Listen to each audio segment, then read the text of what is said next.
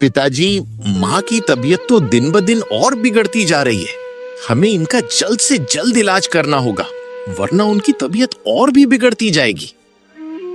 बेटा, तुम तो जानते ही हो, पिछली बार डॉक्टर साहब ने कहा था कि इनका जल्द से जल्द ऑपरेशन करना पड़ेगा।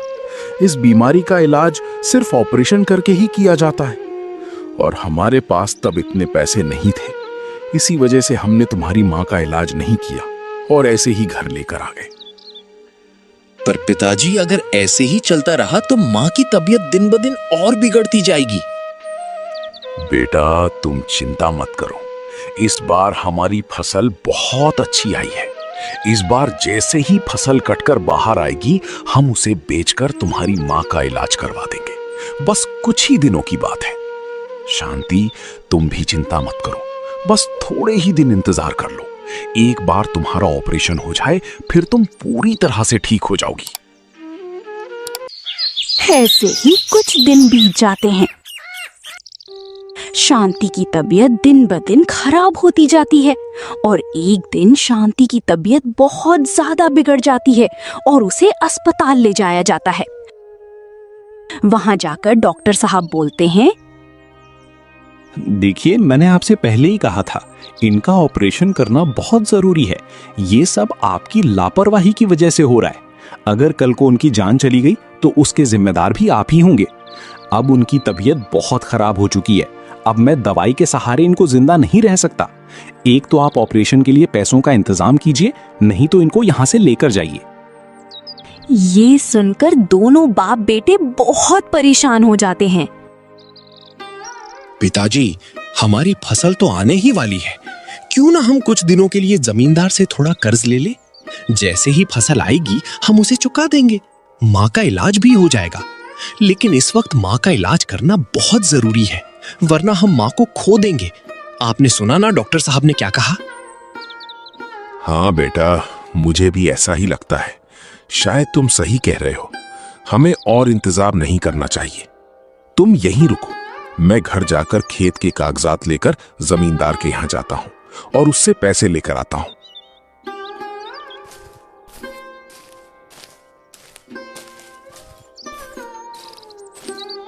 हरीलाल घर के कागज लेकर जमींदार के यहाँ जाता है।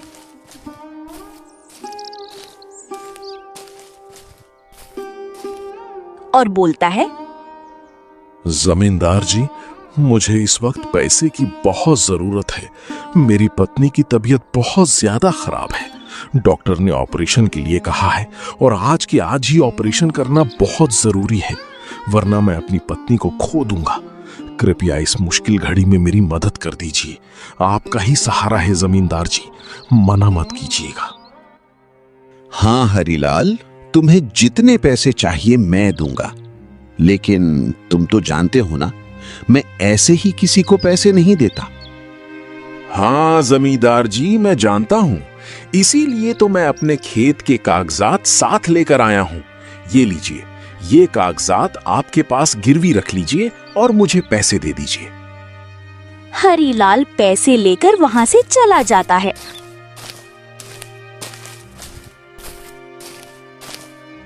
और ऑपरेशन शुरू हो जाता है। थोड़ी देर बाद डॉक्टर बाहर आते हैं और बोलते हैं, माफ करिए, हम उनको बचा नहीं पाए। आपने उन्हें लाने में देर कर दी। मैंने आपसे पहले ही कहा था, पर आपने मेरी बात नहीं मानी। अब हम कुछ नहीं कर सकते, हमें माफ कर दीजिए। इतना कहकर डॉक्टर वहां से चला जाता है। दोनों बाप बेटे पर दुखों का पहाड़ टूट जाता है। शांति का अंतिम संस्कार हो जाता है। दोनों बाप बेटे उदास होकर घर के अंदर बैठे रहते हैं। पिताजी, शायद हमने ही माँ को अस्पताल ले जाने में देरी कर दी। शायद हमारी ही वजह से आज माँ हमारे साथ नहीं है। काश हम उन्हें जल्द से जल्द अस्पताल ले गए होते। ये हमारी लापरवाही की वजह से हुआ है। बेटा, हमने हमारी तरफ से पूरी कोशिश की थी। हमने तो उसके लिए कर्ज भी उठा लिया था, लेकिन तुम्हारी मां नहीं बच पाई। लेकिन बेटा, अब हम कर भी क्या सकते हैं? जो ईश्वर को मंजूर होता है वही होता है। नसीब के आगे किसकी चलिए? जो हमारे नसीब में लिखा था वो तो हो गया। तुम्हारी मां का साथ हमारे लिए इतने ही दिनों तक था। हाँ पिताजी, आप ठीक कह रहे हैं। शायद माँ का साथ हमारे लिए इतने ही दिनों तक था, पर हमने जो माँ के लिए कर्ज उठाया था, हमें उसे भी तो लौटाना है। उसकी तुम चिंता मत करो बेटा, हमें इस बार अच्छी फसल होने वाली है। उसी में से हम जमींदार का कर्ज लौटा देंगे। कुछ दिन बीत जाते हैं। फसल काटने का समय आ जाता है। हरीलाल की इस बार की फसल देख जमींदार का आदमी जमींदार को ये बात बताता है।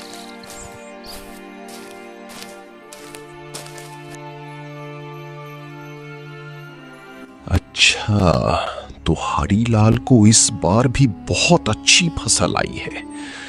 मेरी तो उसके खेत पर कब से नजर है, लेकिन हरीलाल वो खेत तो बेचने से रहा। इस बार उसने पहली बार मुझे कर्ज पर रकम ली है, लेकिन इस बार भी वो अपनी फसल बेचकर मेरा सारा कर्जा उतार देगा। मुझे कुछ तो करना पड़ेगा। मुझे ऐसी चाल चलनी पड़ेगी जिससे हरीलाल मेरा कर्ज चुका ही नहीं पाए और उसका खेत जो मेरे पास गिरवी रखा है वो मेरा हो जाए। सुनो हीरा, आज रात हरीलाल की पूरे खेत में आग लगा दो, और हाँ, याद रखना उसकी सारी फसल जलकर राख होनी चाहिए। उसके पास कुछ भी बचना नहीं चाहिए। फिर मैं देखता हूं वो कैसे मेरा कर्ज चुकाता है।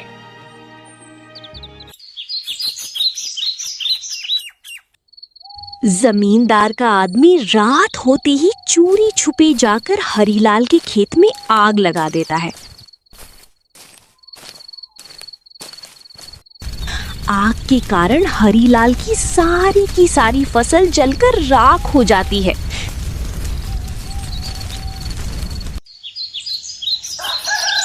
दूसरे दिन सुबह हरीलाल के घर एक आदमी आकर बोलता है,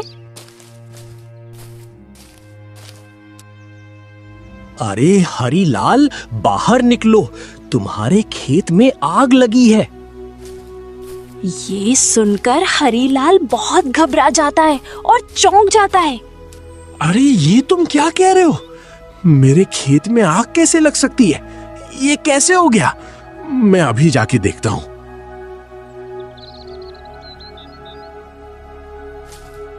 जब हरीलाल और मुरली खेत में जाकर देखते हैं तो सारी फसल जल चुकी होती है। सारे खेत में धुआं ही धुआं होता है। हे भगवान, ये सब कैसे हो गया? ये सब किसने किया? कितनी अच्छी फसल आई थी, सब की सब बर्बाद हो गई। हे ऊपर वाले, आखिर तू चाहता क्या है? तूने मेरी पत्नी को मुझसे छीन लिया और ऊपर से मेरी सारी की सारी फसल बर्बाद कर दी। आखिर मैंने किसी का क्या बिगाड़ा है जो मेरे साथ ये सब कुछ हो रहा है? पिताजी, अब हम क्या करेंगे? हमने तो माँ के इलाज के लिए जमींदार से बहुत बड़ी रकम कर्ज पर ली थी, और हम तो फसल के भरोसे बैठे थे कि फसल बेचकर सारा कर्जा चुका देंगे। लेकिन अब तो कुछ भी नहीं बचा। अब हम जमींदार की इतनी बड़ी रकम कैसे चुकाएंगे? पता नहीं बेटा, मेरी तो कुछ समझ में नहीं आ रहा। मेरा तो सिर घूम रहा है, चक्कर से आ रहे हैं। पता नहीं हमारे साथ क्या हो रहा है। पिताजी, अब ज्यादा चिंता मत कीजिए। अब चलिए यहाँ से घर चलिए। दोनों बाप बेटे घर आ जाते हैं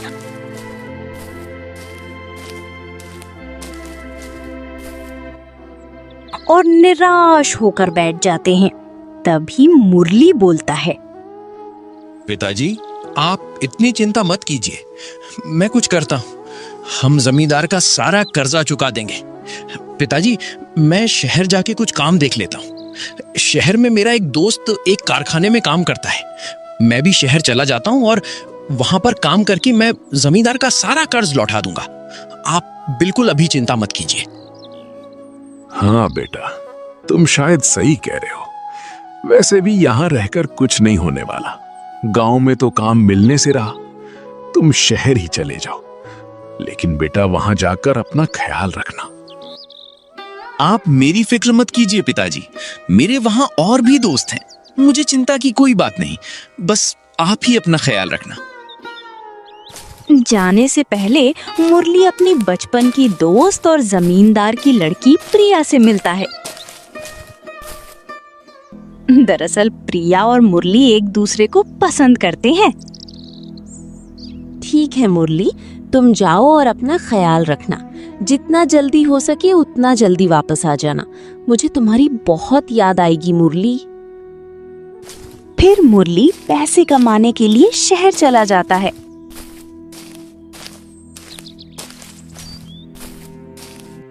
मुरली को भी शहर में बहुत अच्छी जगह नौकरी मिल जाती है और उसे अच्छी तनख्वाह भी दी जाती है। कुछ महीने ऐसे ही बीत जाते हैं। फिर एक दिन जमींदार हरीलाल के घर जाकर बोलता है,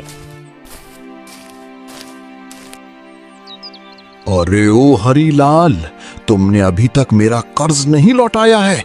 कब लौटा रहे हो? मैं और कितने दिन इंतजार करूं? तुम्हारा कर्ज लौटाने का इरादा है भी या नहीं, अभी बता दो। कुछ दिन और इंतजार कर लीजिए जमींदार जी। मेरा बेटा पैसे कमाने के लिए शहर गया हुआ है। वो जैसे ही आएगा मैं आपके पैसे लौटा दूंगा। ठीक है, मैं कुछ दिन और इंतजार कर लेता हूं। अगले महीने तक अगर तुम्हारा बेटा नहीं आया तो याद रखना हरीलाल, मैं उसूलों का बहुत पक्का हूं। अच्छे के लिए अच्छा और बुरे के लिए बुरा हूं। अगर तुमने मेरे पैसे नहीं लौटाए तो मैं तुम्हारा पूरा का पूरा खेत हड़प कर लूंगा। नहीं नहीं जमींदार जी, ऐसा नहीं होगा। मेरा बेटा आता ही होगा। आप थोड़े दिन इंतजार कर लीजिए। मैं इस बार तो जा रहा हूं, लेकिन अगली बार मैं कोई बहाना नहीं सुनूंगा। ऐसा कहकर जमींदार वहां से चला जाता है और फिर कुछ दिन ऐसे ही बीत जाते हैं। एक दिन जमींदार किसी काम से शहर में जाता है तो उसकी मुलाकात मुरली से हो जाती है। मुरली जमींदार को वहां देख बहुत खुश हो जाता है और उनसे कहता है, अरे जमींदार जी नमस्ते, आप यहाँ कैसे? अरे मुरली, तुम? मैं यहाँ किसी काम से आया था। अच्छा, तो तुम यहाँ काम करते हो? हाँ जमींदार जी, मुझे यहीं पर नौकरी लगी है और अच्छा हुआ आप मुझे मिल गए। आपको कर्ज की रकम लौटानी थी। ईश्वर की कृपा से मेरे पास अच्छी खासी रकम जमा हो गई है।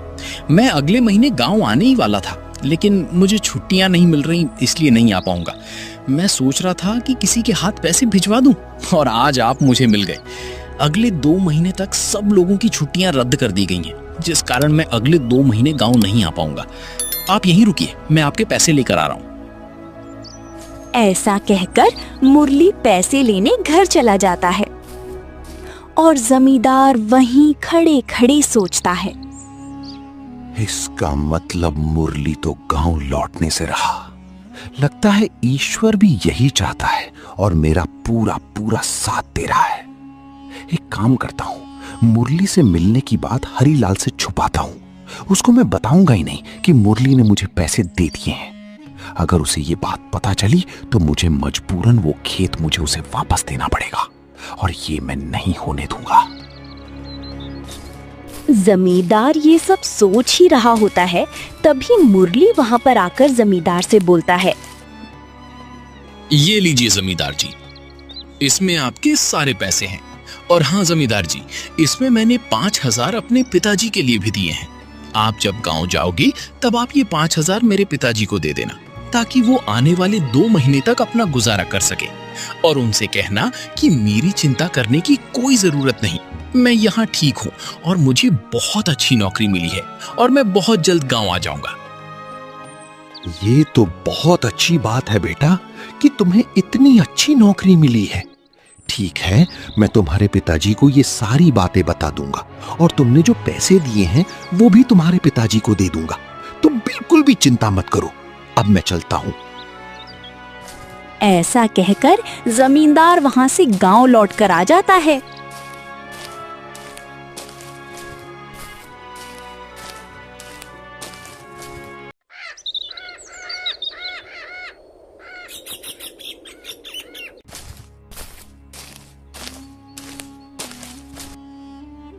और हरीलाल के घर जाकर कहता है, अरे हरीलाल, मैं कल शहर गया था ना, वहां मुझे तुम्हारा बेटा मुरली मिला था। क्या आप सच कह रहे हैं जमींदार जी? कैसा है मेरा बेटा? वहां सब ठीक तो है ना? उसे नौकरी तो मिल गई ना? क्या बताऊं हरीलाल, तुम्हारा बेटा बहुत मुसीबत में था। तुम तो जानते ही हो शहर में नौकरी मिलना कितना मुश्किल है। वो वहां पर जैसे तैसे खुद का गुजारा कर रहा है।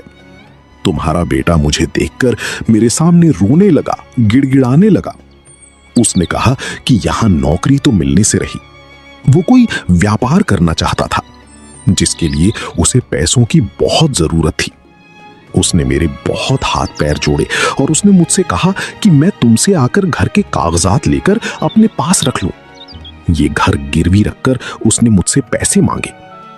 मुझे उस पर दया आ गई, इसलिए मैंने उसे व्यापार करने के लिए पैसे दिए हैं। उसने मुझसे कहा था कि घर जाकर पिताजी से घर के कागजात ले लेना। मेरी तो कुछ समझ नहीं आ रहा। अगर नौकरी नहीं मिली थी तो ये लड़का वहां पर कर क्या रहा था? इतने दिनों तक घर क्यों नहीं आया? और ऊपर से उसने आपसे और कर्ज भी ले लिया। पहले ही खेत गिरवी पड़ा है और इस लड़के ने घर भी गिरवी रखवा दिया। किस मुंह से घर आता हरीलाल? उसे घर आने में शर्म आ रही होगी, इसलिए शायद वो अभी तक घर नहीं लौटा। खैर, अब वो कोई व्यापार करना चाहता है। शायद उसका व्यापार चल पड़े तो अच्छा है। करने दो उसे। मैं यहां तुम्हारे घर के कागजात लेने आया हूं, वो लाकर मुझे दे दो। वैसे तो तुमने पिछला कर्ज नहीं चुकाया, इसलिए मैं उसे पैसे नहीं देना चाहता था, लेकिन वो मेरे सामने फूट फूट कर रोने लगा, इसलिए ना चाहते हुए भी मुझे उसे और कर्ज देना पड़ा। फिर हरीलाल घर के देखो हरीलाल, तुम्हारे बेटे ने कहा है कि अगले महीने वो यहाँ आकर मेरे सारे पैसे लौटा देगा। वैसे तो मुझे नहीं लगता कि ऐसा कुछ होगा, लेकिन फिर भी मैं 1 महीने का इंतजार और कर लेता हूं। अगर 1 महीने के भीतर तुम्हारा बेटा यहाँ नहीं आया तो तुम अपना खेत और ये घर भूल जाना। मैं दोनों की दोनों हड़प कर लूंगा। ऐसा कहकर जमींदार वहां से चला जाता है। हरीलाल बहुत चिंता में पड़ जाता है।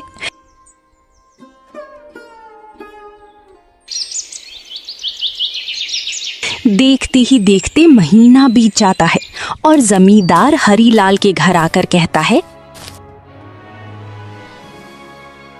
अरे ओ हरीलाल, बाहर निकलो। बस बहुत हो चुका। तुम बाप बेटे को मैंने बहुत समय दे दिया है, अब और नहीं। मेरा सब्र का बांध अब टूटता जा रहा है। अब मैं और इंतजार नहीं कर सकता। मैं कुछ कह नहीं रहा तो तुम दोनों बाप बेटे मिलकर मेरी अच्छाई का फायदा उठा रहे हो। अब मैं और सहन नहीं करूंगा। चलो निकलो इस घर से। अब ये घर मेरा हो चुका है, जैसा कि मैंने कहा था। अब इस घर और उस खेत पर तुम्हारा कोई अधिकार नहीं।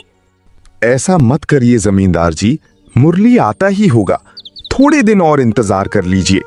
मुझ बूढ़े पर तरस खाइए। मैं कहां जाऊंगा, कहां रहूंगा? वो तो तुम्हारे नालायक बेटे को सोचना चाहिए था, लेकिन उसने तुम्हारे बारे में कुछ भी नहीं सोचा और ये घर गिरवी रख दिया। और देखो तो तुम्हारे बेटे को तुम्हारी कितनी चिंता है। अभी तक वो यहां नहीं लौटा। मुझे तो लगता है वो अब कभी लौटेगा भी नहीं। मैं वो कुछ नहीं जानता, बस मुझे ये घर चाहिए। निकलो इस घर से। हरीलाल बहुत मिन्नतें करता है, फिर भी जमींदार उसकी एक नहीं सुनता और हरीलाल को घर से बाहर निकाल देता है। हरीलाल के पास अब ना कोई रहने का ठिकाना था और ना खाने का कोई जरिया।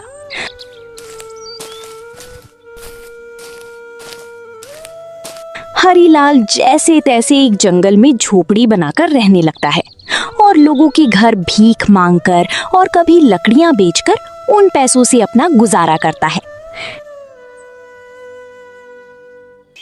ऐसे ही कुछ दिन बीत जाते हैं। फिर एक दिन हरीलाल जब किसी से खाना मांग रहा होता है, तभी वहां पर मुरली आ जाता है।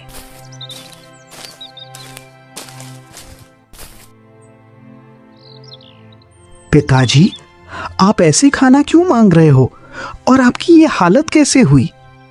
मुरली को देखकर हरीलाल को खुशी भी होती है और कहीं न कहीं मुरली पर गुस्सा भी आता है। तुम अब आ रहे हो बेटा? तुमने आने में बहुत देर कर दी। अब कुछ नहीं रहा, सब बर्बाद हो चुका है। ऐसा क्यों कह रहे हो पिताजी? क्या बात है? और आप ऐसे भीख क्यों मांग रहे थे? भीख नहीं मांगूं तो और क्या करूं? तुमने मेरे लिए भीख मांगने के अलावा कोई दूसरा रास्ता ही नहीं छोड़ा।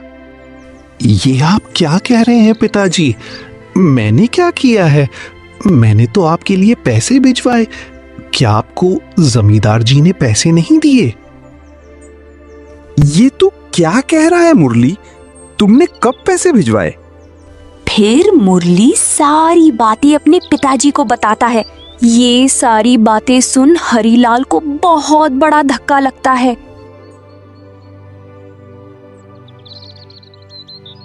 इसका मतलब उस जमींदार ने मुझसे झूठ बोला। बेटा, उस जमींदार ने मुझे तुम्हारे बारे में बहुत कुछ गलत कहा, और तो और उसने वो पैसे भी मुझे नहीं दिए जो तुमने उसे दिए थे। उस जमींदार की इतनी हिम्मत, उसने आपके साथ ये सब कुछ किया। मैं उसे छोड़ूंगा नहीं पिताजी। मैं अभी उसके पास जाता हूं। मैं भी देखता हूं वो हमारा खेत और घर कैसे हड़प करता है, जबकि उसे सारे पैसे मिल गए थे। और तो और उसने आपके हिस्से के भी पैसे रख लिए।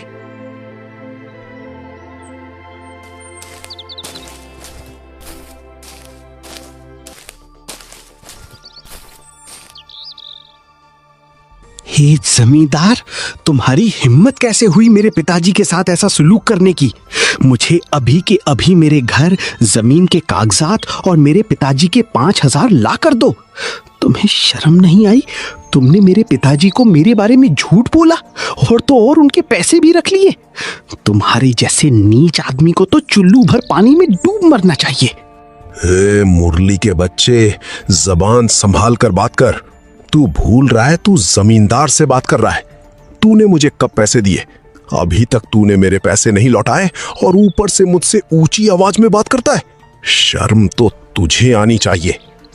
जमींदार, तू इतना नीच और गिरा हुआ निकलेगा मैंने कभी सोचा भी नहीं था।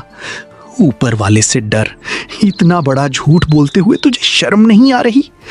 मैंने सूद सहित तुम्हारी सारी रकम तुम्हें लौटाई है, और तो और मेरे पिताजी के लिए भी मैंने तुम्हें पैसे दिए थे। कौन से पैसे? कब दिए? तुम्हारे पास इस बात का क्या सबूत है कि तुमने मेरे सारे पैसे लौटा दिए हैं? अगर सबूत है तो लाओ, तब मुझसे बात करना। अभी निकलो यहां से। तुम्हारा और तुम्हारे पिताजी का उस खेत और घर पर कोई अधिकार नहीं। अब दोनों मेरे हो चुके हैं। आइंदा मेरे घर के सामने दिखा तो अपने आदमियों से कहकर तुम्हारे हाथ पैर तोड़वा दूंगा। चल अब निकल यहां से। जमींदार, मैं तुझे जिंदा नहीं छोड़ूंगा। याद रखना, तूने जो किया है तुझे इसकी कीमत चुकानी होगी। ऐसा कहकर मुरली वहां से लौट आता है और गांव के सरपंच के पास जाकर उन्हें सारी सच्चाई बताता है। फिर इस बात पर पंचायत बिठाई जाती है और जमींदार को वहां बुलाया जाता है। सरपंच जी, आप खामाखा सबका समय बर्बाद कर रहे हैं। ये लड़का सरासर झूठ बोल रहा है। मेरे पास सारे सबूत हैं। इसने मुझे कोई पैसे नहीं लौटाए, बल्कि इसने मुझसे और पैसे लिए हैं और बदले में अपना घर और खेत मेरे पास गिरवी रखा था।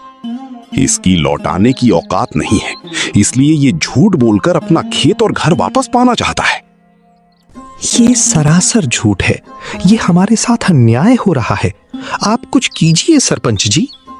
देखो मुरली, पंचायत सबूत पर अपना फैसला सुनाती है।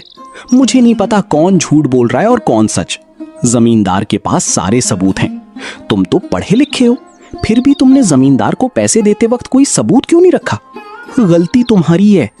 और तो और, अगर तुमने सारे पैसे लौटा दिए थे तो जमींदार ने तुम्हारे खेत और घर के कागजात भी तुम्हें दे दिए होंगे।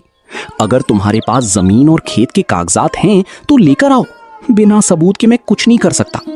अगर तुम्हें अपनी सच्चाई साबित करनी है तो जाओ, पहले कोई सबूत लेकर आओ, फिर ही पंचायत कोई फैसला सुना।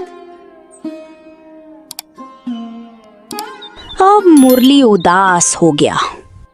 अब मैं सबूत कहां से लाऊंगा? क्या करूंगा? मेरे पास ना तो जमीन के कागजात हैं और ना ही घर के, और बिना सबूत के पंचायत मेरी बात पर भरोसा नहीं करेगी। उन्हें तो यही लग रहा है कि अगर मैंने पैसे लौटा दिए हैं तो सारे कागजात मेरे पास होने चाहिए थे, जबकि मेरे पास कोई कागजात नहीं। गलती मेरी ही है। मुझे बिना कागजात के जमींदार को पैसे लौटाने ही नहीं चाहिए थे। लेकिन अब मैं करूं तो क्या करूं?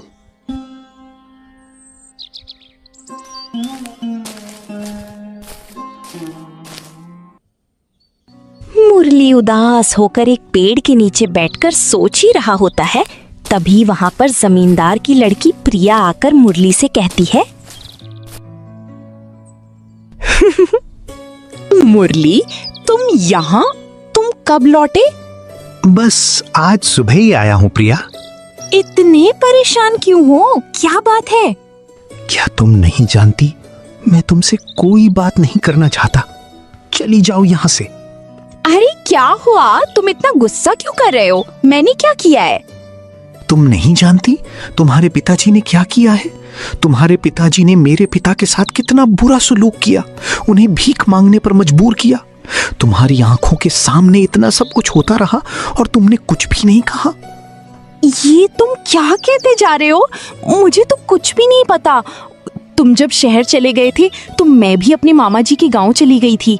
मैं तो अभी अभी लौटी हूँ और मुझे पता चला कि तुम गांव आए हो, इसलिए मैं तुमसे मिलने चली आई। मुझे इस बारे में कुछ नहीं पता। मेरा विश्वास करो मुरली, मैं नहीं जानती थी कि पिताजी ये सब कर रहे हैं। मैं कभी सोच भी नहीं सकती थी कि पिताजी इस हद तक जाएंगे। अब कुछ नहीं बचा प्रिया। मेरे पास इस बात का कोई सबूत नहीं है, कोई गवाह नहीं है कि मैंने तुम्हारे पिताजी को सारे पैसे लौटाए हैं। अब तुम्हारे पिताजी मेरा घर और खेत कभी नहीं लौटाएंगे। तुम चिंता मत करो मुरली, मैं हूं ना, मैं तुम्हारी मदद करूंगी। तुम्हारा खेत और तुम्हारा घर तुम्हें वापस मिलकर रहेगा। तुम क्या करोगी प्रिया? तुम मुझ पर भरोसा रखो, सब ठीक हो जाएगा। फिर दूसरे दिन फिर से पंचायत बैठाई जाती है। मुरली, क्या तुम कोई सबूत लेकर आए हो? जी सरपंच, मेरे पास सबूत हैं। ये जमींदार झूठ बोल रहा है। इसके पास कोई कागजात नहीं है। घर और जमीन के सारे कागजात मेरे पास हैं। इसका मेरे घर और जमीन पर कोई अधिकार नहीं। मुरली सरपंच जी को सारे कागजात दिखाता है। जमींदार ये देख बहुत चौंक जाता है। ये तुम्हारे पास कैसे आए? सरपंच जी, ये कागजात जरूर नकली हैं, जबकि कागजात मेरे पास हैं। नहीं सरपंच जी, आप ठीक से देखिए, ये कागजात असली हैं। और जमींदार जी, आपने खुद ही तो ये कागजात मुझे दिए थे। आप भूल भी गए? जब मैंने आपको आपके सारे पैसे लौटा दिए थे और ऊपर से मेरे पिताजी को देने के लिए मैंने आपको पूरे 20,000 भी दिए थे, आपने वो पैसे भी मेरे पिताजी को नहीं दिए। झूठ? ये सरासर झूठ है। मैंने तुम्हें कोई कागजात नहीं दिए थे। मैं जब शहर आया था तब तुमने मुझे कर्ज पर ली हुई सारी रकम दे दी थी, लेकिन मैंने उस वक्त तुम्हें कोई कागजात नहीं दिए और तुम्हारे पिताजी को कागजात देने का सवाल ही नहीं उठता, जबकि मैंने उन्हें ये बात बताई ही नहीं कि तुमने मुझे पैसे लौटा दिए हैं। और तो और, तुमने मुझे 20,000 नहीं, अपने पिताजी को देने के लिए 5,000 ही दिए थे। अगर मैंने वो कागजात तुम्हें दिए ही नहीं तो वो कागजात तुम्हारे पास कैसे आएंगे? जरूर तुमने वो कागजात मेरे घर से चुराए होंगे। ये बात सुन सरपंच और बाकी के सारे लोग जमींदार की तरफ गुस्से से देखने लगते हैं। जमींदार गुस्से में अपना आपा खोकर अपने सारे जुर्म खुद ही कबूल कर लेता है। फिर मन ही मन सोचता है, ये मैंने क्या कह दिया, ये मुझसे कैसी गलती हो गई। अच्छा, तो ये बात है, ये सारी चाल तुमने चली थी। जमींदार, इतनी नीच और गिरी हुई हरकत करते हुए तुम्हें शर्म नहीं आई? पंचायत तुम पर कोई रहम नहीं दिखाएगी। अभी के अभी मुरली ने तुम्हें जो पैसे दिए थे वो उसे वापस करो, और मुआवजे के तौर पर कर्ज की 5 गुना रकम तुम्हें मुरली को देनी होगी, क्योंकि तुम्हारी वजह से मुरली ने और उसके पिताजी ने बहुत कुछ सहा है। तुमने उनके साथ बहुत गलत किया है और तुम्हारी जमींदारी भी रद्द की जाती है। तुम्हारी यही सजा है।